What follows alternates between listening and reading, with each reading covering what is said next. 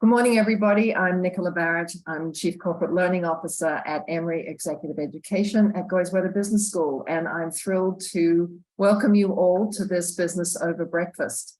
It's a rather special one today because it touches on a topic that impacts all of us, whether or not we're managing teams, whether we're team members, whether we're leading in organizations. And that's the topic of retention and engagement. Now that we are through, hopefully, cross fingers, through the pandemic and into this post-COVID world. As our employees continue to feel high levels of stress and uncertainty, we continue to see and feel the effects of anxiety and dissatisfaction in the workforce. It seems now more than ever, many employees want to live to work, they want to work to live, not live to work. This evolution in expectations has raised awareness of some quiet trends happening in the workplace. I think we're all familiar with quiet quitting, quiet hiring, quiet firing, and then according to HR strategies, the latest renditions of the quiet trend include quiet promoting and quiet leading. Each of these terms has entered the workplace lexicon in the last several months, making a trend in how workers and employers are continuing to adapt to changes in the workplace 3 years after the start of the pandemic. Whether you're dealing with employees who are quiet quitting or managers who are quiet leading, firing, or promoting, one thing is clear. It's a red flag that communication has broken down in the workplace, and now it's time to reverse that course. Here with us to discuss the ways in which employees have been impacted by the remote and hybrid era and strategies for retention and engagement of all employees are Kathryn McConnell, shareholder at Littler Mendelson PC, and Blaze Knott, Senior Employment Counsel at Delta Airlines. Katie is litigation and counseling experience. Her litigation and counseling experience spans a wide range of industries, too many to list out here, but essentially probably all of our industries one way or another. She focuses on representing employers in complex employment litigation matters, including single and multi-plaintiff actions and class and collective actions in the wage and hour, unfair competition and employment discrimination and retaliation areas.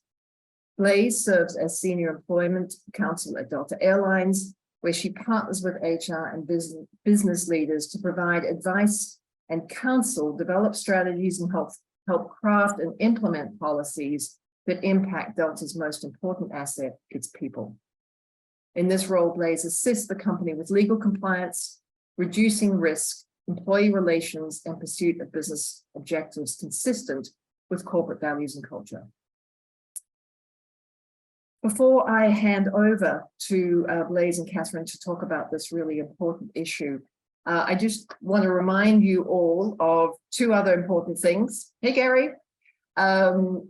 Two other important things and opportunities that we have. If you remember at last time's Business Over Breakfast, Dan McCarthy talked to us about customer lifetime value. Remember that his applications for his upcoming MBA level course are open. The other thing that we have applications open for are the Goizueta Women's Executive Leadership Program. So please check those out, and we'll put information about that in the chat. For today's session, Kathryn and Blaze are going to present their ideas and data and research that they've done. We will have Q&A at the end of the session, so please put your questions in the Q&A or the chat, and I'll do my best to monitor that. And look forward to having a fabulous and interesting session with Blaze and Kathryn. So over to you. Thank you, Nicola. Thank you, everyone, for having us this morning. As Nicola mentioned, we are here today to talk about retention and engagement in a brave new post-COVID-ish world, also known as the whiplash era, where the only thing that you can reliably count on is change itself. We are going to be trying to get to as many questions as possible, so please use the chat feature, Q&A, and pop in with your questions. To get us started, it'd be helpful if you guys share in the chat either where you or your organization are based, and also let us know a little bit about your current work environment. Is your organization fully remote? Are you hybrid? Are you back to the office? Are you begrudgingly so, or very happy about that? You can let us know a little bit about your background. That'll help us frame what we talk about today. Let's jump right in though, because we have a lot of content to cover in a brief amount of time. So we are going to cover today our employee engagement and retention and why that's important to you and your organization. We're also going to talk about a few employee work groups that present particularly unique challenges for employee engagement and retention, and some strategies to address targeting those particular work groups. And finally, we're going to discuss what you're really here for, how to get, keep, maintain, and motivate your workforce once you do have them in the door and keep them engaged. As Nicola mentioned, Katie and I are both lawyers, we're both employment lawyers. And therefore, we have to cover some legalese, some standard disclaimers before this presentation. We are going to cover as much content as possible today, but this is a huge overarching area. We're just really going to provide a primer, a thumbnail sketch. We cannot possibly cover everything in an hour presentation, nor would you want us to. This area is also quickly changing. I think our presentation went stale within a week, and we had to update it just this past week and in the past few days. And the information will likely be stale again by this time next week. So it's quickly moving. Things are rapidly evolving. Your information is only as good as the day you're looking at it. So keep that in mind if you're referencing these materials or referencing things that we talked about. You want to stay abreast of what the latest trends are. And new issues are coming up every day. So you want to be mindful that just because we talk about one issue today, it doesn't necessarily mean that if you present it to your business leaders in 6 months, it's still going to be relevant or the pertinent issue at the time. And finally, this webinar is going to cover a few topics that touch on legal issues and employment law issues, but it does not substitute for the advice of counsel. There is no substitute for contacting great counsel like Katie and her firm, who can tell you what is specific to your individual business, your particular work group, and their needs, and help you develop plans and minimize legal risk for your particular situation. So thank you guys for jumping in with your various work environments. Looks like quite a mix from all over, and remote and in person. A lot of what we're seeing in those industries and those environments as well. Good to see that's pretty common despite where you are. Would also like to ask you guys to participate in a quick word cloud exercise. If this is new to you, just bear with me. What you're going to do is you can either use the QR code, or you can go to the link in the page, and it has a code to enter. I recommend using the QR code, but you can also go to this website and use the code here. And if you go to this website, what we'd like you to do is think about the question, what does employee engagement, employee satisfaction, and engagement of your workforce, what does it mean to your organization, to either your business leaders, to you yourself as a leader, as a member of your organization? Does it mean cost savings? Does it mean productivity? What does it mean for you? And why is it important for you to be participating in this webinar today talking about employee engagement? So we'll give you some time to submit some answers here. Seeing retention popping up. I think retention is a big topic for employers right now, trying to keep people happy and engaged. When you invest a lot of time in people and training, it's important. Innovation, that's an interesting one. Really like that. It's, really forward thinking and thinking about how the workforce impacts the business products and your models. Got balance, community building, security, inclusion, morale, trust. Trust is a big one, and trust is a really big one for the Gen Z population. And we're going to talk about that a little bit more.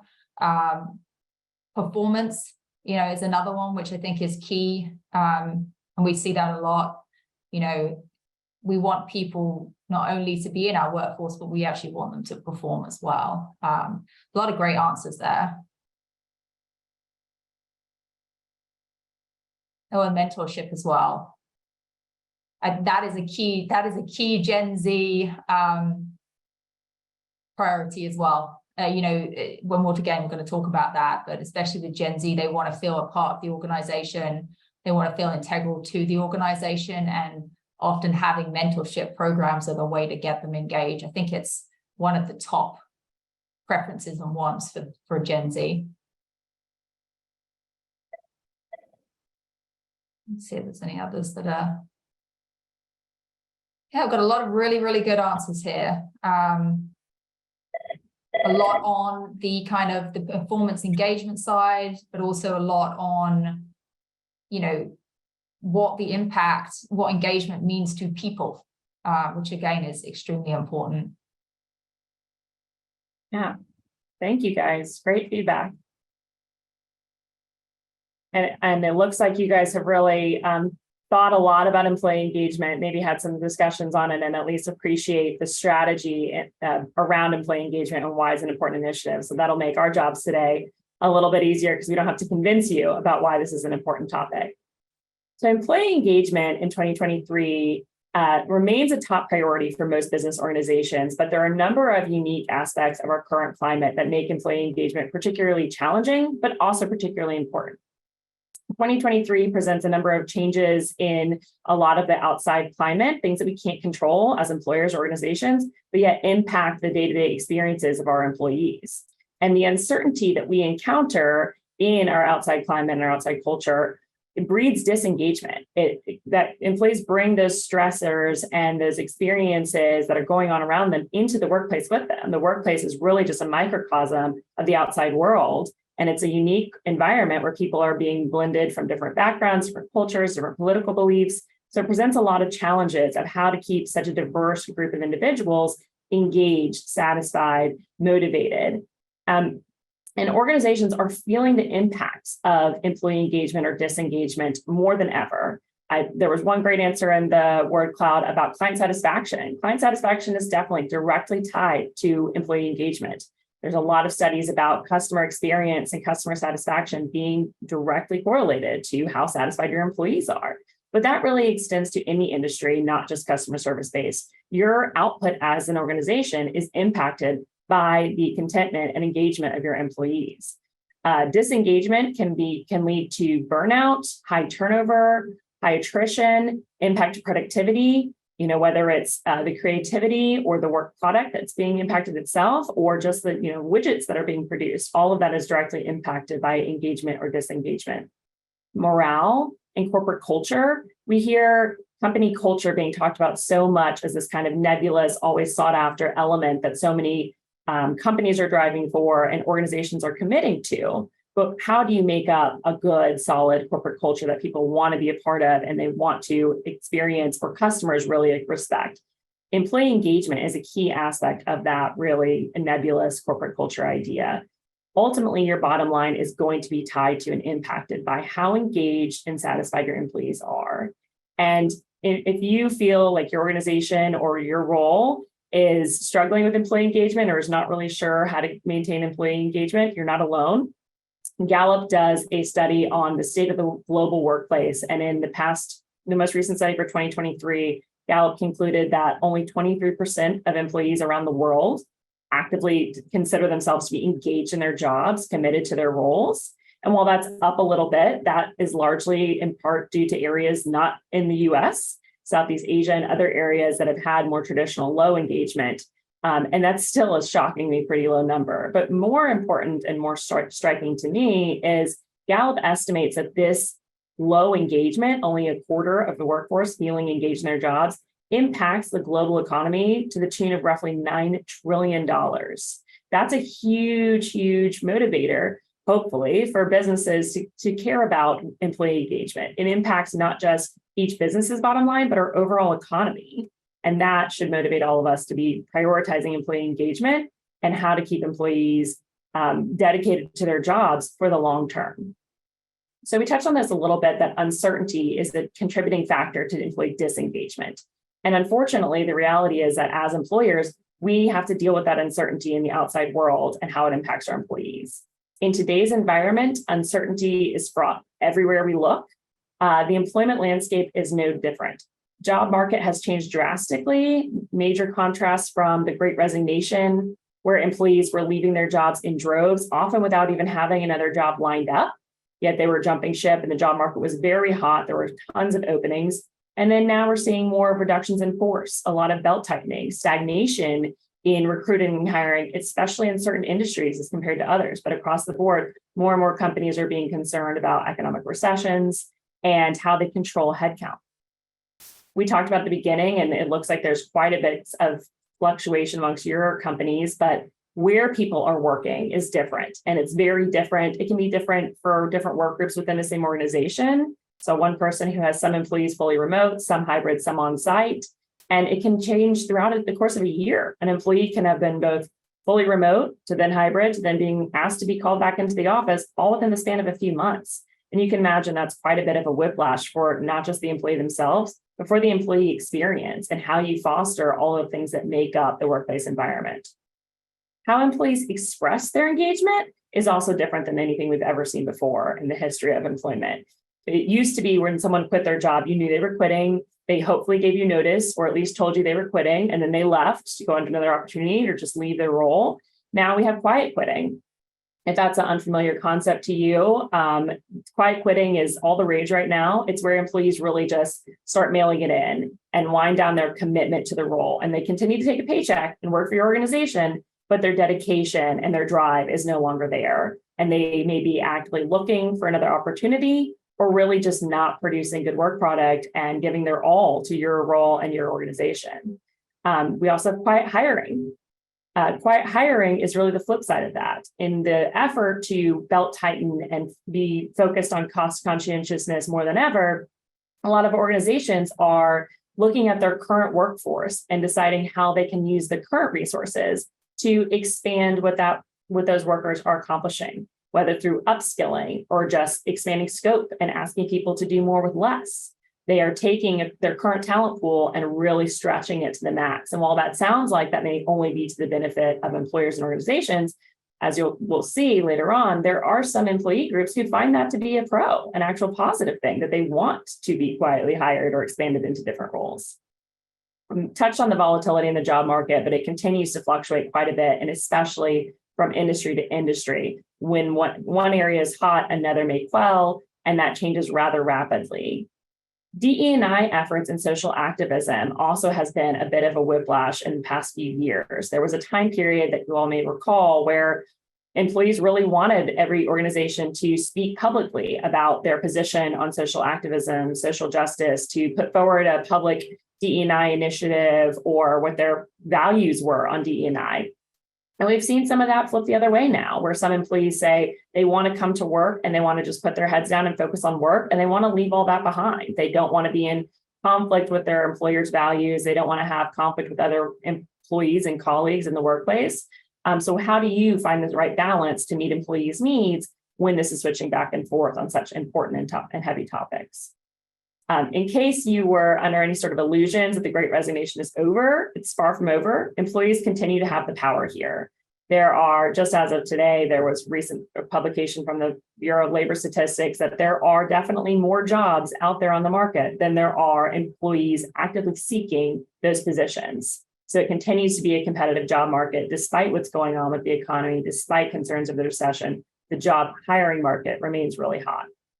But particularly in certain roles, if you're looking for college graduates or roles that require certain types of skills, credentialing, and technical qualifications, those roles are more competitive to get people who are appropriately qualified or well suited for them than ever before. So employees or candidates who have those sorts of skill sets, they not only have the power, they know they have the power. And getting those candidates in the door is harder than ever. And then, of course, keeping them long-term is all centered around how you engage and attract those employees.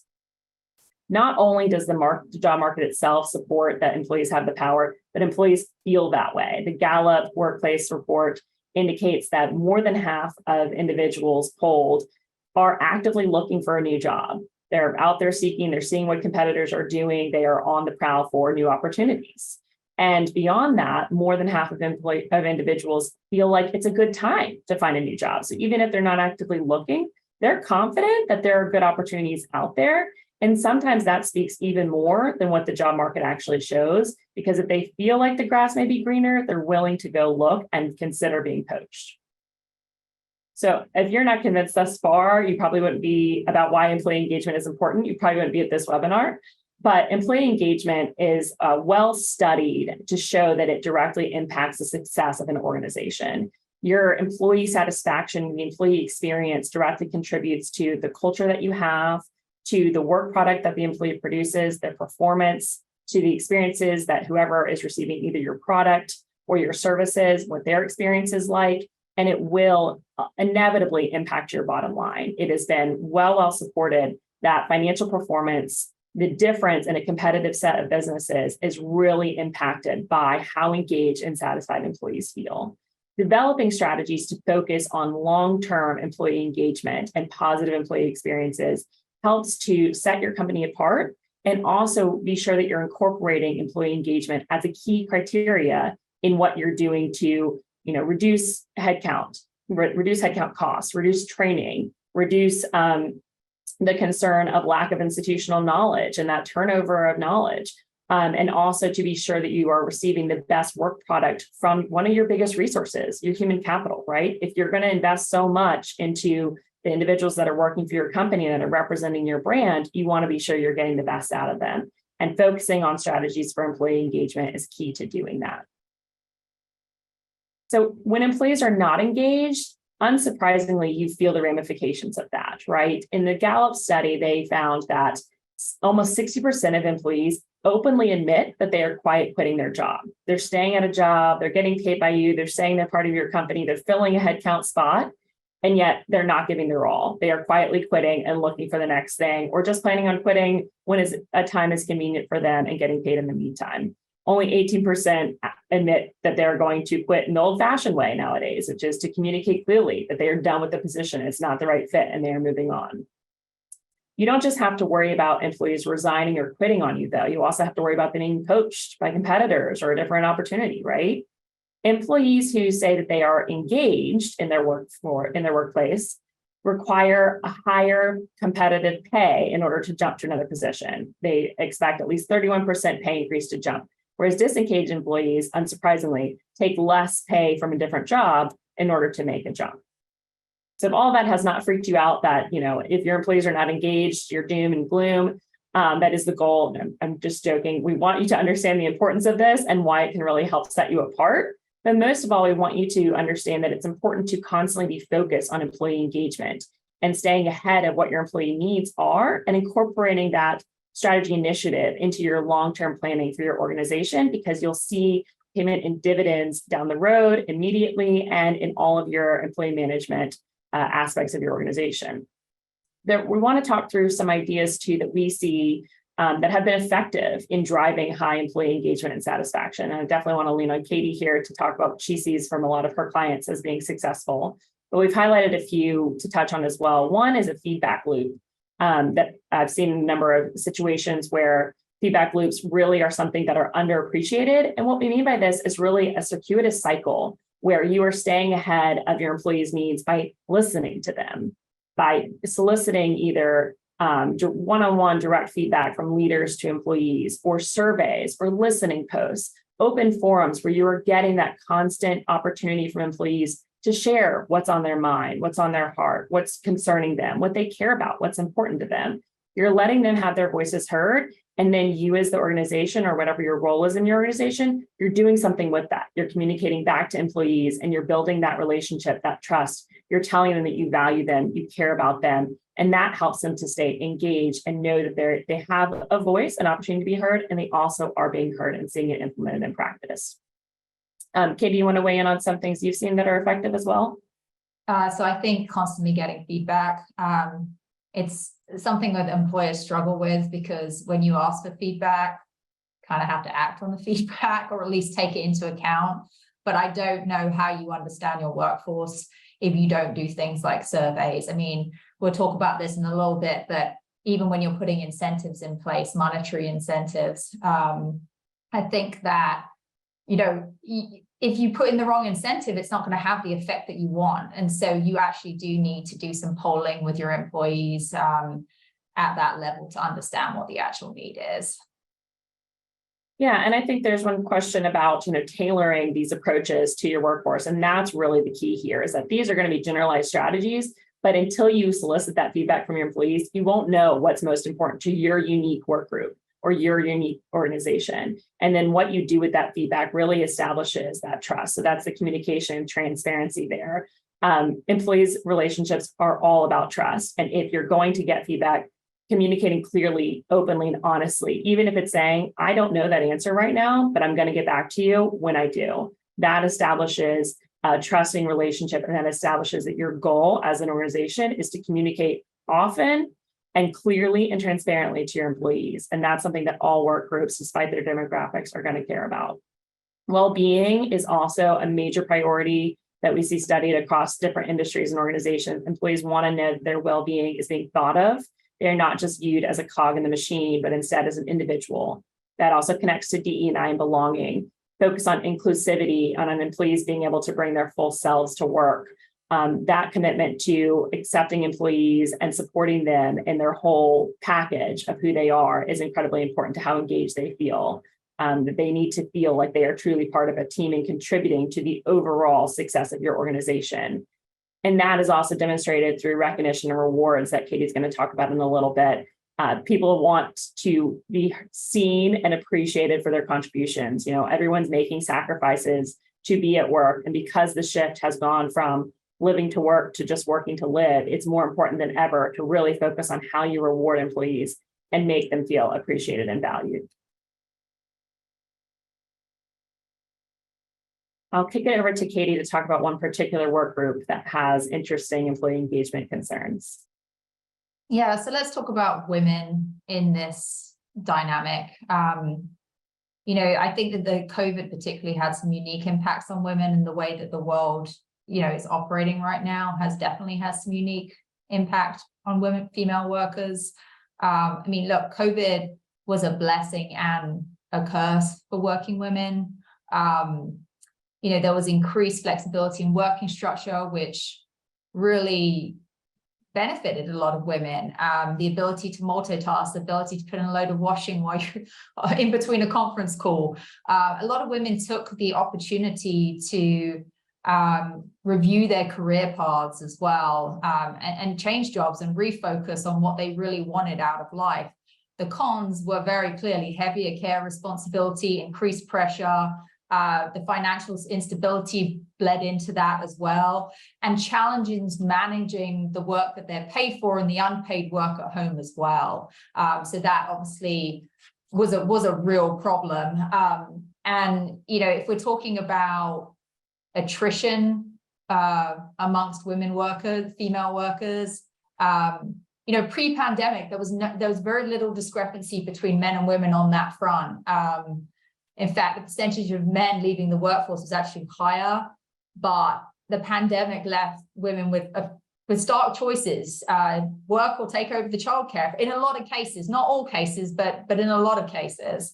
In a 2021 study, which is a McKinsey study, 1 in 4 women considered leaving the workplace or downshifting, compared to 1 in 5 men. And if you're talking about stats on that issue, it was way worse if the women were mothers, they were women in senior leadership positions, and frankly, Black women as well, in that respect. And women with children under 10 were 10% more likely to consider quitting. You know, the other thing I think we need to talk about is burnout. And women have statistically seem to have suffered higher levels of burnout than their male counterparts. And I think that is a lot down to the fact of having to do 2 full-time jobs in many respects. It's sort of COVID added that third shift where not only are you doing your household chores, the work that you were paid to do, you were also disproportionately managing remote education, healthcare impacts, and the uncertainty seems to have impacted women more than their male counterparts. Burnout among women has, you know, increased. You know, frankly, 6% of workers, male or female, have said that they have experienced some burnout. And I think a lot of that is down to, you've got uncertainty, you've got stress, you may have family members who have got ill. I mean, just everything coming together at once. And then you've also got to do your job as well. And so that burnout is a big factor in what we're seeing in terms of employee engagement. I think people are still suffering from that. for sure. If we're talking about workplace situations, statistically, the hybrid model is worse for women compared to those who work exclusively from home or fully on site.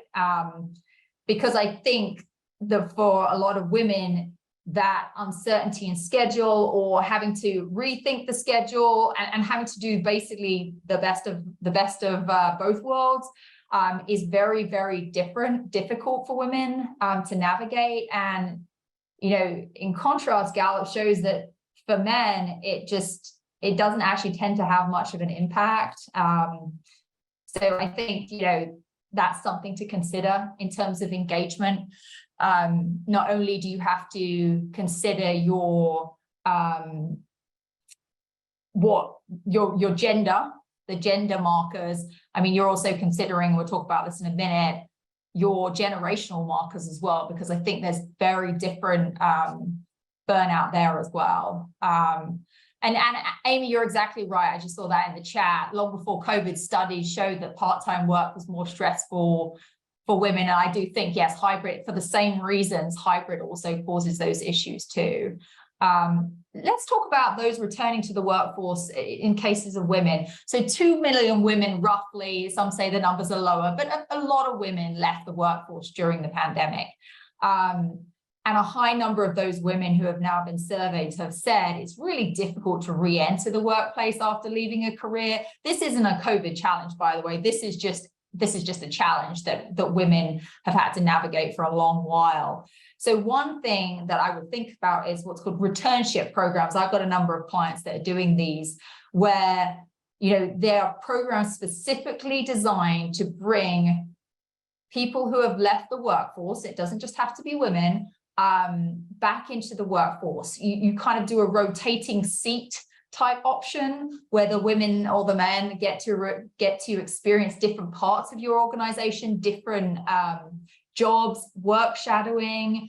Those participants then develop new skills. There's a lot of networking that can be done there. I tell you what, it is a great way for companies to get advocates and to develop and source talent, because there is just a lot of those people out there who have great skills and are really reticent to put themselves out there again because they don't feel like they're going to have the support back in the workplace. Let's talk about a couple of issues that impact women disproportionately as well. Caregiver issues, especially where there's older children that need more time with the aging parents, and a lack of flexibility or a lack of paid leave. Those are things that disproportionately impact women. So what do we do about that? Okay, flexibility in policies and practices. It's not just an issue that impacts women, it's an issue that impacts men and women. We need to be cognizant and mindful of that life exists outside the workplace, and that giving paid leave benefits is shown to not only raise employee engagement, but it also makes the employee a promoter of the company. They feel supported, they feel loved, they feel cared for. Caregiver benefits is another one. My firm offers that, for instance, and I think it's really helpful for women with aging parents or just employees with aging parents, frankly. And then the focus on well-being as well, obviously, is something that I think is particularly helpful. And that can come in many forms. That can come in the form of policies, practices, but also just having managers trained so that they can have difficult conversations with employees about how they are and what they're doing and the challenges they have. Quickly, we'll talk about pay disparity, an issue, again, that has not gone away.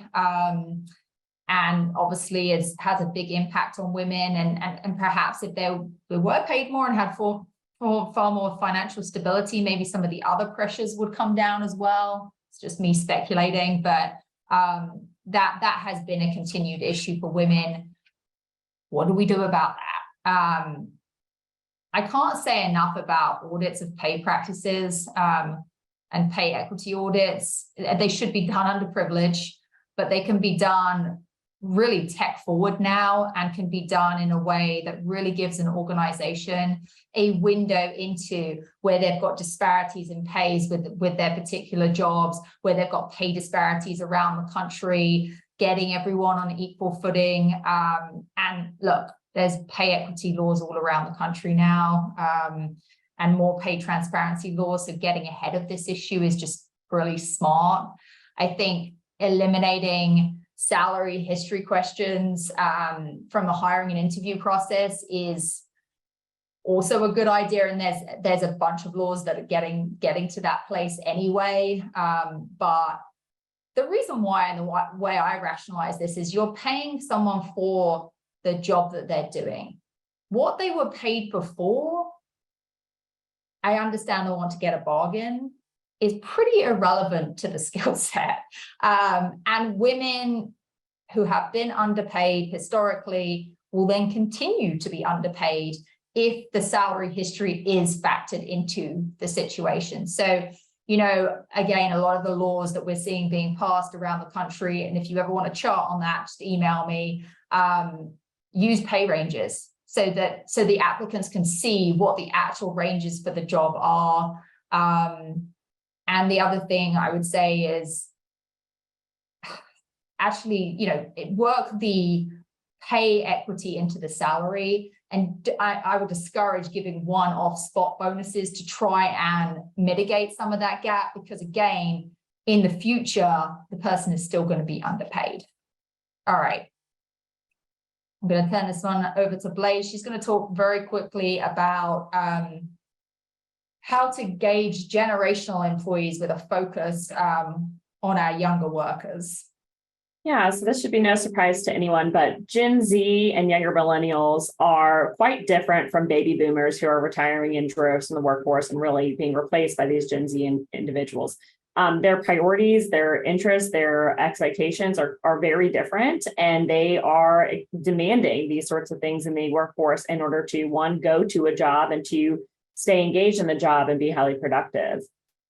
This workforce is unique in a number of ways, largely in that they do not prioritize hard work or have the same sort of work ethic values of older generations, and they also are newer to the workforce. The vast majority of them did not work as teenagers or young adults compared to older generations who entered the workforce much earlier and just had a different value set of where work should fall in terms of your life priorities, and really followed that live to work sort of model. This group of employees also have a number of surprising features. They're very supportive of unions. They're very invested in social justice and social activism. And unlike union membership trends in older employees that are generally going downwards, with this demographic, they are much more likely to be interested in a union and join a union or try to bring a union into a work environment. Some other generalities for Gen Z and young millennial workforce employees is they are very big fans of quiet quitting, doing the bare minimum, collecting a paycheck. They also reportedly are very focused on how their employer feels about their well-being, whether they're seen as a whole person, whether they're valued and supported at work. They are notoriously difficult to engage. It's hard to get their attention. You know, they were born with iPhones in their hands essentially and have never known a world without the internet or digitization. So getting their engagement and getting their investment is trickier than other generations, and you have to go about it in unique ways. They're also traditionally desire more flexibility and are really into disruptive, more creative thinking. Hybrid model or fully remote is a key priority of this particular workforce demographic. They want to see more support for their work-life balance, for their personal lives, and just more outside of the box thinking. Innovation is big to them. They don't want to be told this is the way that it's always been done, therefore that's how it's going to be done here.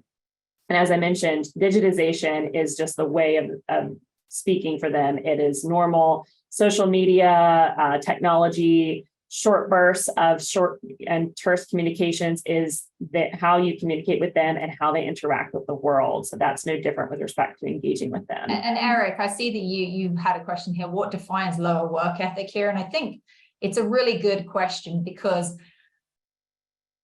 as a millennial, I was often accused of being in a generation that had a lower work ethic and wanted a trophy all the time. My argument always was I was more efficient, frankly. So I think, you know, with the quiet quitting, we are seeing that there is a much higher percentage with Gen Z of quiet quitters. So if by their definition, they are phoning it in effectively. and doing the bare minimum by their own definition. But I do think that there's something to be said of the fact that a lot of the generation doesn't believe in FaceTime, doesn't believe in checking things 24/7, but they get their job done. It's just how it's characterized. So I think, it's a good question and a good thing to think about sort of when we're thinking through those issues. One additional thing to note here, and I touched on it earlier in the presentation, but how this particular work group feels about social justice, social activism, and their expectations from you as an organization are quite different than a lot of other demographics.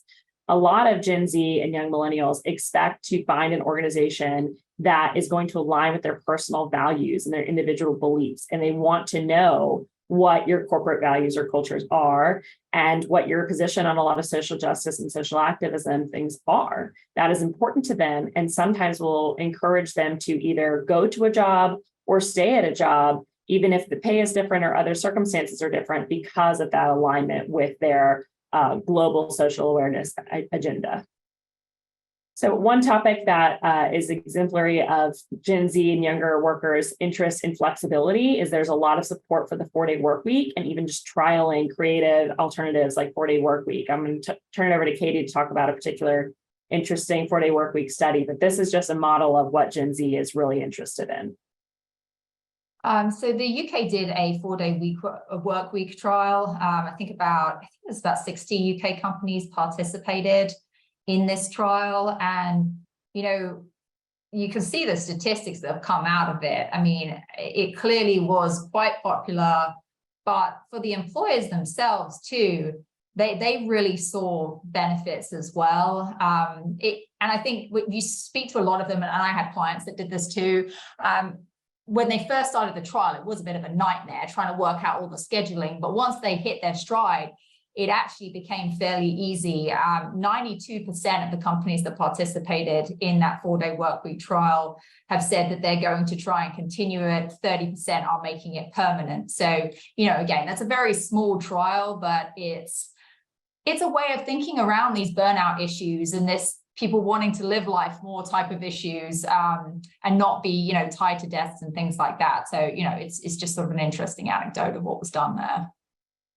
So we've talked about a number of these strategies already, but for the younger generation, some particular engagement strategies are especially effective for targeting their attention and getting them motivated.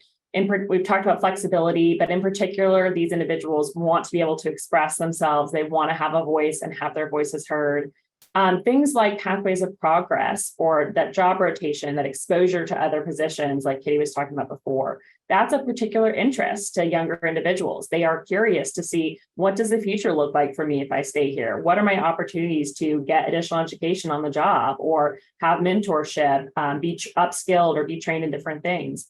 Quiet hiring, like I talked about before, is actually a pro for a lot of younger employees.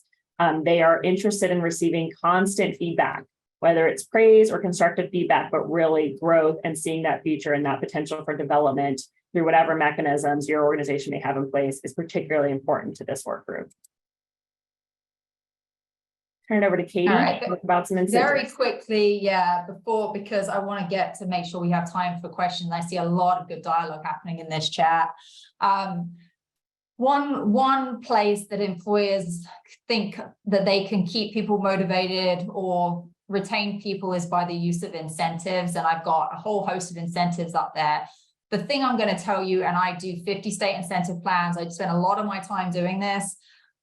What employers need to think about is, what are they trying to incentivize? What motivates their workforce? When do you want to reward something, now or later? And if there are any conditions precedent to the person getting an incentive. I see so many incentives rolled out where no one has really thought about the behavior that they want to incentivize. They've seen something somewhere else for another company is doing it. It's like, oh, that sounds good. Let's do that. Don't do that. Really, you've got to think about, why does this matter? What is the behavior that we want to encourage or disincentivize? And then you work from it from there. So yeah, I mean, look, Littler has done a study. with various employers talking about how they use various incentives. And so I'm just going to give you some of the statistics here. Obviously, with sign-on bonuses on the recruitment side, that is the gold standard, or I should say, is what the most employers will use. And it's not surprising. I mean, it's very attractive to candidates. The one thing I would say on this, though, is if you give hefty sign-on bonuses, make sure that there is some conditions to the person staying, or at least think through that piece. And then also think about, what does that do to your current workforce? Because people talk about pay now. And so if someone realizes you brought someone in and got a whacking great sign-on bonus and they didn't, and they feel like they've given years to the company, like, how does that make those people feel? And is there a way to mitigate some of that? So it's just something to think about there. Tuition benefits I really like. I think it shows a value add in the employee, and it gives them some more skills, which actually can be beneficial to you too. Relocation bonuses, we're seeing a downturn in those, basically because, you know, of the pandemic, and there's not so much necessary movement on that side of things. In terms of retention incentives, I mean, those are obviously used to retain employees, but also to improve morale and loyalty. I often see them used as a knee-jerk reaction when a competitor is trying to hire away a bunch of employees, and someone will, and the company will decide to then give a retention bonus to their workers that they're worried about being poached, to keep them to stay. So I mean, it's dual functional in that sense. Referral bonuses are still widely used, and are a good way to, you know, attract a talent pool, and spread out the company's recruitment efforts. And internal referrals are often stronger too, because they come with the person who's internal saying to the external candidate, this is a great company to work for, you should come work for. So there's nothing like a personal endorsement. Perk incentives. Have been used a lot recently for return to work, and promoting employee retention and incentivizing a desired type culture. They're not as popular as many of the other incentives. And why? Because cash is king, and frankly, I think it always will be. And then some employers have had challenges separating their perks from relating it to working time, and then getting caught on having to pay for that working time. So you've got to be a little bit careful there. Advances are more affordable than obviously salary raises until you get caught in a nationwide class action. So if you're doing any of these incentives, please make sure you get good employment legal advice, because when you roll something out that impacts a lot of employees, that is ripe for getting sued nationally and a class action, especially if you are a national employer. So be a little bit careful on that side of things. But, you know, again, I put them all here. They're all good in types of incentives, but how impactful the incentive is going to depend on your workforce. So again, I go back to the point of, you know, think about the workforce, think about what actually motivates those employees, and you'll have data on that. I mean, a lot of these incentives you probably already use. You know, how impactful are they? You know, have they been successful? And then you've got the performance incentive side, which is a whole topic in of itself. Most companies, the more companies I think are using the individual incentive side to incentivize individualized behavior, but they can also be used to achieve company and department goals, because obviously commissions for salespeople widely used as well.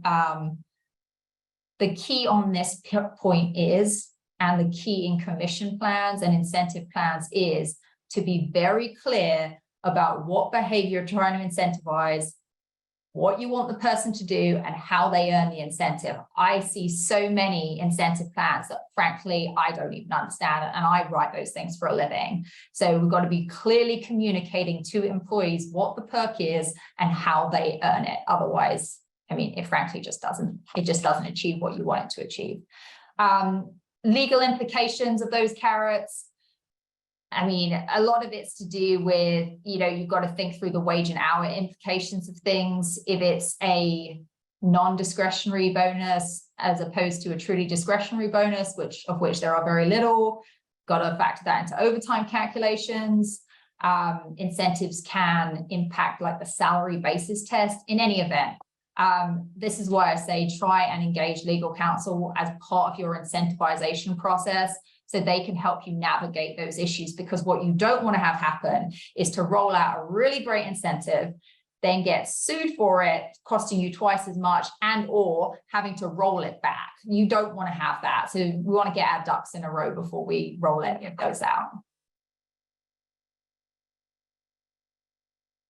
So our big takeaway here, we've talked about a lot of these already, but in any strategy development focused on engaging, attracting, or retaining employees, the main thing is it's not one size fits all. Listen, think about your unique organization, the unique needs of your employees, and it's not even one size fits all within your organization. What does one work group need versus another? Having those feedback loops and that way to listen and think about individualized support is really critical.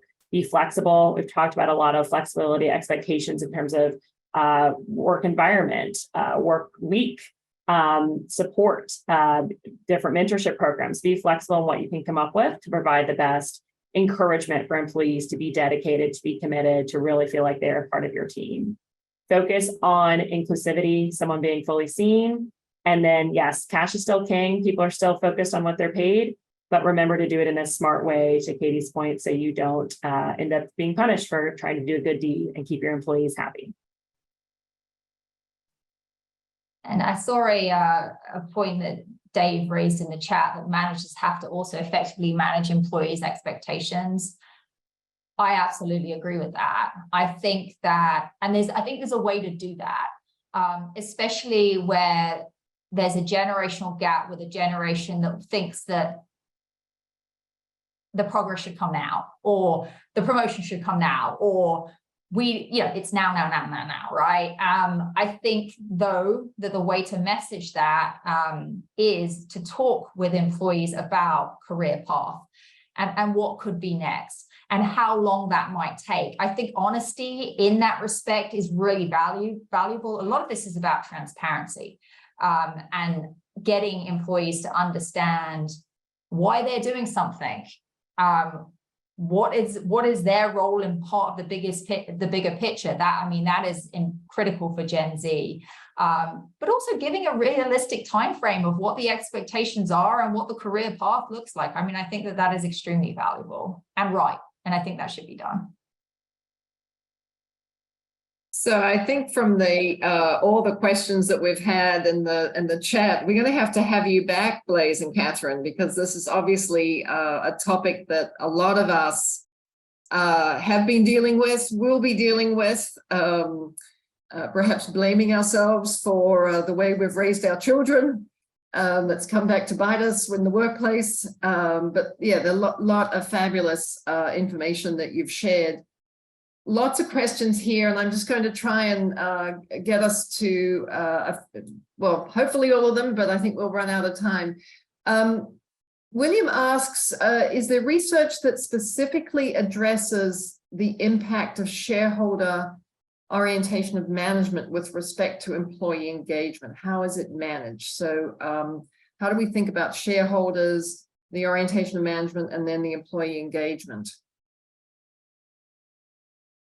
Sure. So I'm not aware of specific research that has studied that, but I think anecdotally we know it to be true, right? Any company strategy is only as effective as your buy-in and as your training and your training of those who are going to be implementing that strategy.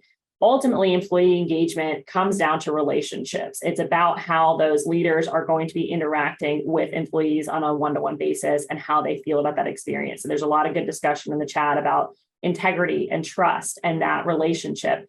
And if your stakeholders are not bought in to this concept and to why this is important, and also well-trained on how to go about implementing these things, then that's going to set you up for failure entirely. And it's definitely not about just give, but I think the example Katie was talking about is so poignant. It's about clearly level setting and being open and honest with your employees, even if it's a basic question like, how do I pay for parking? Giving the right answer or knowing where to direct people to, those little things start to develop that, hey, I'm here to support you. And we're in a partnership here where we're all working towards a common goal. And that starts the baby steps towards building a fully engaged workforce. But you definitely have to have a commitment to having your leaders bought in and well-trained on these sorts of topics. That plays to another question that Amy asked in the chat of, do you know of companies where senior leaders are measured and rewarded based on engagement and retention metrics, and does that work? Churn is, yeah. So senior leaders, especially in sales, I've seen incentive plans, and part of the metrics is churn or retention. So yes, I think that can be effective. But I mean, what I usually say to my clients on this front, if you've got someone with a manager who has high churn numbers, retention issues in their department, we need to do some training with them about how to converse with employees, because most of the time that churn can be limited by the manager effectively engaging with the employee, and that's not happening. So I think incentivization in comp is a good thing. But I think once you see those metrics, you don't give up on the person. You don't say, okay, well, you're not going to get your 5% bonus. What you say is, okay, we've seen it. Now we need to do something about it, because nobody's born a manager. We're not born managers. It's a work in progress. And so we need tools, and we need training, and we need help to do that. And I think that that's a real place where companies can invest, train your managers. And you can come to Emory Executive Education for catalyzing that. So thank you for the plug, Kathryn, for that. It's really important. I think there's time for one last question. And Chessie asks, how does all this apply to contractors who work for a company? So contractors, gig workers. I think that's a fascinating question. Blaze, you want to start off with that one? Sure. Honestly, it's the same. Whether they're your actual employees or defined as contractors, the way you go about engaging them is going to be a little different, but the impact of their engagement and their dedication to you and the company that's contracting with them is going to be the same. If they are producing a work product for you or interfacing with customers, you want them to be satisfied and invested and happy as contractors, regardless of how they're technically classified. Yeah, and the major asterisk for that is incentive comp, because if you give a independent contractor commissions or certain incentives, it actually can lead to a classification that they're your employees. So there are legal ramifications for that. But I agree with Blaze, having your contractors buy into the company's values, their importance to that company, it's critical. I mean, it's absolutely critical. Well, thank you so much, both of you. I'm going to hand over to Heather.